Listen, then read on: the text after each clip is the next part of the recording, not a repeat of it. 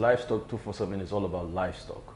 It's livestock 247, 24 hours a day, 7 days a week, and .com, meaning it's an online platform that brings together various stakeholders in the livestock value chain. We have the buyers, we have the sellers, we have haulage companies, we have veterinary professionals, we also have butcheries and abattoirs, financial services to providers on the same platform. Meaning where ours is just a platform that brings together ease. We give to the buyer convenience, quality, and affordability of pricing, in the sense that you now have an opportunity from wherever you are for now in Lagos or Port Harcourt or Abuja or Enugu that we are delivering, to go on your device, laptop, smartphone, click on livestock247.com and make a purchase of either a goat, a ram, or a cow. You pay online and it is delivered to you on the condition that whatever you're buying, we're assuring you that whatever you're buying on our platform is fit for slaughter. That is a key objective and a vision of Livestock 247. We are in business to mitigate the spread of zoonotic diseases, what is called animal to human diseases. Of course, the World Organization of Animal Health Countries, and most of us are aware, which is like the WHO for animals, has given a statistic that 75% of infectious human diseases emanates from animals. So what we're trying to do is that we promote a healthy eating lifestyle of livestock, whereby the buyer now buys fit for slaughter livestock that has been checked, certified, fit for slaughter by our own in-house veterinary department. So that's just Livestock 247 in brief.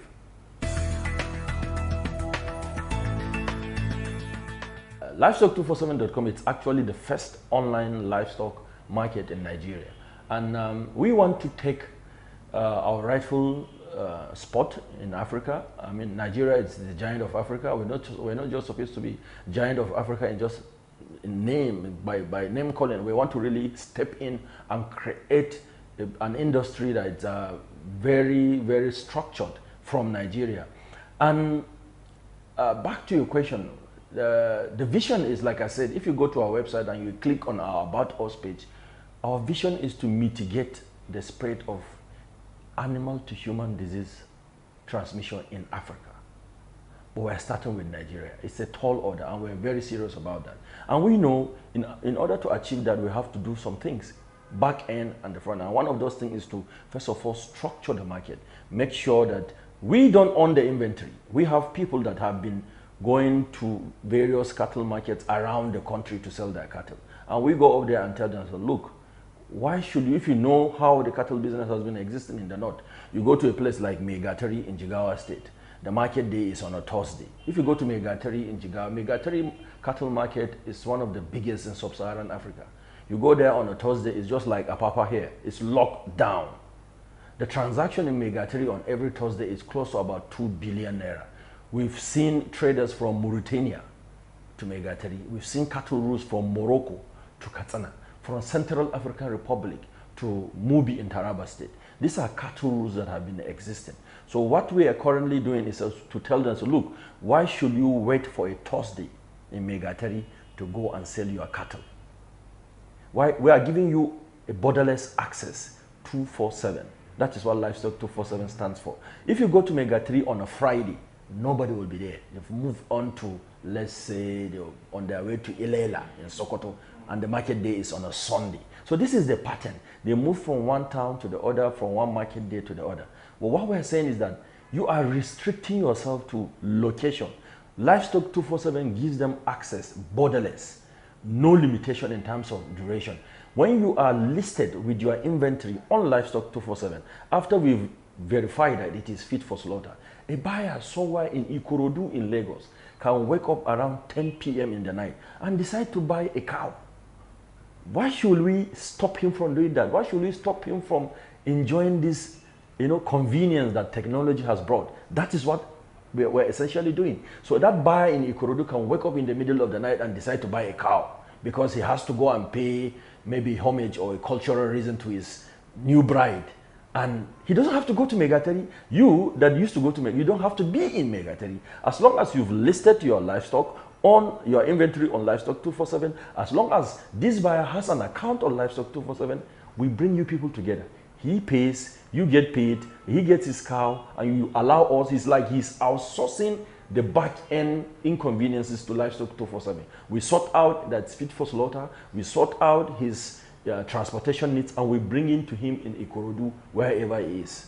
This is what we are doing, and this is the vision. We are enabling commerce, we are bringing the country together. We are also now discouraging people from serious moving with cash from one place to the other. So there is financial inclusion, there is healthy living, there is enhancement of commerce, and along the line, a lot of jobs will be created. That is the vision, and that is what we are all about.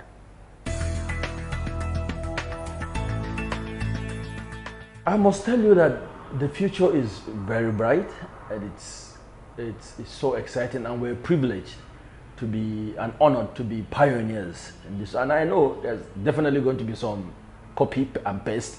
It's part of those things. And when you're a pioneer in your industry, a lot of people will look up to it. But before we got here, we've been in the animal space for quite a number of years. We started about 6 to 7 years ago, trying to solve a serious problem that has been disturbing people in the north. We wanted to solve the problem of cattle rustling by, coming up with a technology that could enhance and help in the authentication and the verification of ownership of cattle. We looked around various models globally. The animal identification thing has been evolving from coal branding to tattooing to tag air tags, and then we settled on a simple technology in partnership with one of the biggest telecoms in the country. We created and we patented that technology in partnership with that company, and then we created what's now called an animal identification and management system. Let me tell you something that a lot of people missed out. When we were doing that, we discovered that Nigeria as a country is a signatory to the OIE. That's the World Organization of the Animal Health Countries. The OIE sets conventions and regulations around animal movement, traceability, and management globally. If you don't have a functional animal identification system in your country, you cannot key into the international animal trade business. The WTO, in conjunction with the OIE and the UNFAO, all came together to establish this regulation. First of all, to mitigate the spread of animal to human diseases, disease surveillance, and so on and so forth. But locally, we saw it as, okay, we wanted to solve a cattle rustling problem. So we virtually stumbled on something massive. And we discovered that Nigeria, before Livestock 247, you could not export 1 kilogram of beef out of Nigeria legally. Do you know that? A lot of people don't know that. Our Nigeria was not listed in the global index of livestock exporting countries, simply because there's no data. The last time that there was an animal survey in this country was 1991. 1991, based on a RIMS funding by a UK firm came to Nigeria in partnership with the Department of Livestock Production of the Federal Ministry of Agri, and did a survey in 1991. Back then in 1991, they did a survey, and it has been that survey that we've been estimating on a yearly basis on the growth of our livestock sector. The Federal Ministry of Agri released a survey 2016 based on a 2011 estimate of the 1991 survey. So you could say that data is not backed by any scientific. So virtually what I'm telling you today is that there's no accurate data as regards to who owns what in terms of livestock, where who owns what. We are currently using the UNFAO statistics of 2013 that says Nigeria has 20 million cattle. We also discovered that Nigeria has 43% of the entire animal livestock density of West Africa is in Nigeria. With all these statistics, we also discovered that Nigeria has the largest livestock market in terms of consumption in Lagos. Lagos is the largest livestock market in terms of consumption because Lagos slaughters over 6,000 cows a day.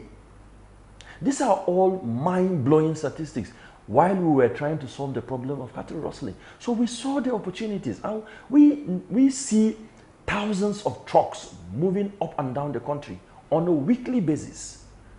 Thousands of thousands of cattle pass in a week. We did a survey and we discovered almost 50,000 cattle come to the south on a weekly basis.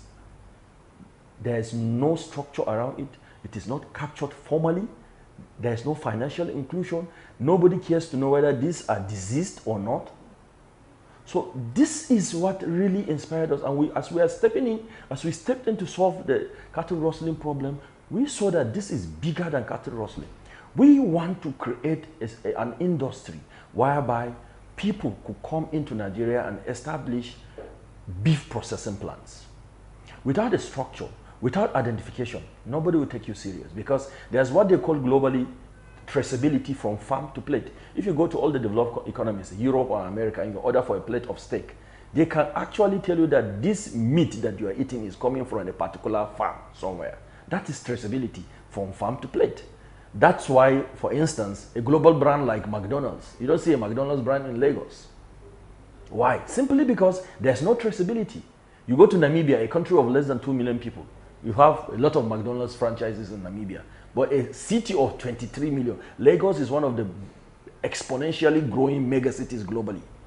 But you don't have global brands like the McDonald's, the Subways, the Burger King here in Lagos, simply because we don't have a functional, structured livestock sector that can give them fit for slaughter, traceable livestock.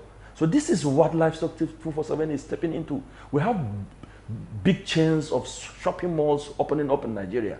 Unofficially, they import beef from neighboring African countries to the detriment of our livestock industry.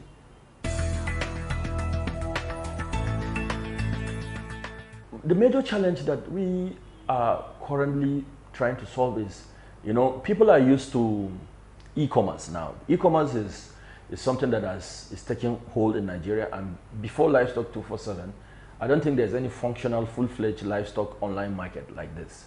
We had some variants of different sorts, but people are used to generic e-commerce sites that you can go and see. Maybe you want to buy a phone, or you want to buy a belt, and you just see a belt and a phone. We're talking about livestock here. So the experience of buying something that's inanimate, sort of, online through an e-commerce site is different when you're buying livestock. We are very, very keen about our customers. We sometimes give more preference to security than flexibility. When you go to much e-commerce site, it's just plug and play. But we think the transactions on Livestock 247 are not, with all due respect, are not 2,000, 1,000 naira transactions. There are a couple of thousands and hundreds of thousands. So we play a very, very serious role in terms of authenticating. If you create an account, our customer care, we want to give you that, not an automated experience. The interface with our platform is always human. The moment you register, our customer care people will call you, we'll have to vet you. That's our own security checks and all these things. So people are not used to that a lot. They think that this is cumbersome. But to us, we're trying to give you an experience. It's not just about buying a cow and slaughtering it and eating. It's about tracing it. We want to give you an experience. The moment you place an order and you're buying one cow, that cow has a unique identification number. What you buy online will be what will be delivered to you offline. So for us to maintain that experience, new things must play.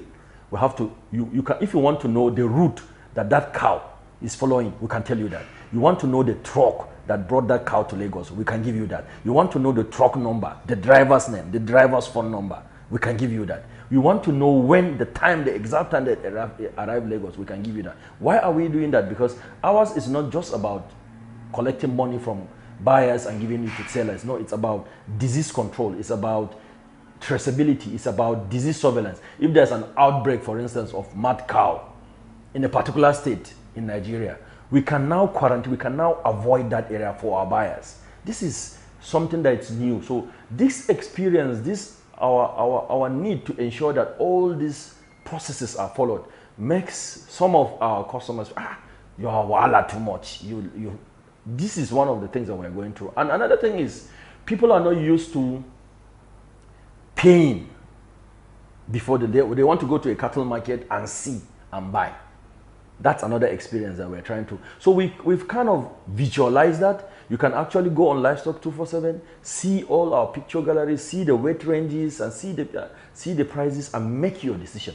People are used to, okay, when you bring it, then I'll pay. But what we're trying to explain to is the same experience that you go to the cattle market. When you go to the cattle market, you rely on somebody because you don't know anything about cattle. You ask one person that is there, I beg, help me, I want to buy a big cow. How much is it? With all the paddings going on that you don't even know. What we're doing is exactly that, but we're doing it in a more transparent and straightforward manner. What you buy, if you want a 400 kg bull, we're assuring you get a 400 kg bull, fit for slaughter, certified by veterinary professionals, not quacks. That is what we do.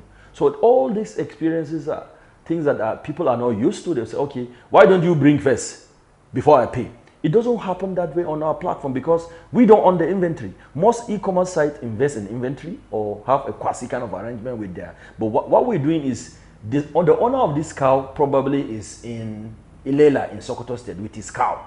We are not taking it out from him. We are vetting it, checking the health status. The buyer is in Lagos.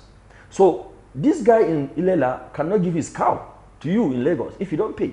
So what we have, we are like the trust protocol. You trust us, he trusts us. So you pay us, we pay him. We collect from him. After satisfying that it is fit for slaughter, we bring to you. And we have transport companies in between that also registered on our platform. We give them our condition that, okay, these animals must be treated humanly. We don't want them to be cramped, to be taken, to be driven for days without water for 1 week. We don't do that.